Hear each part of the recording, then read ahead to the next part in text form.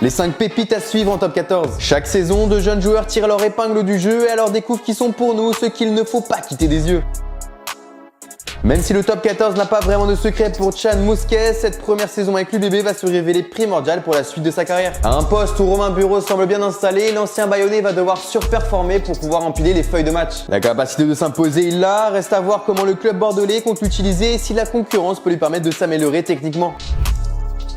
Lui aussi a connu le top 14 il y a quelques années avec le maillot de Brive, mais depuis de l'eau a coulé sous les ponts. Le jeune briviste a continué d'être performant avec son club, de s'étayer avec la sélection U20 et de jouer des matchs qui comptent. Il possède un profil plus qu'intéressant car il peut jouer à la mêlée, à l'aile, à l'arrière et il lui est même arrivé de jouer au centre. Tu comprends, avoir Mathis Ferté sur son banc, c'est un peu comme avoir un joker lors d'une bataille. Celui qu'on ne présente plus tant cette saison il a fait parler de lui devrait être une attraction de la première division la saison prochaine. Joueur complet, il est précieux grâce à son jeu au pied aussi bien face aux Perses que dans le jeu courant. Aux côtés de Nolan Le Garec ou encore David Ninashvili, il semble pour lui impossible de ne pas performer. En tout cas, je suis pressé de voir comment le club rochelais va composer avec ses 3 pépites. Blessé durant cette fin de saison de Pro D2, Noah Néné n'aura pas pu faire ses adieux au club des Landes à qui il a beaucoup apporté. Ce qui est sûr, c'est qu'il ne devrait pas attendre très longtemps avant de connaître sa première feuille de match en tant que titulaire chez les grands. S'il arrive à revenir au même niveau qu'avec Dax, ses facultés de breaker devraient permettre aux Parisiens de marquer des points importants.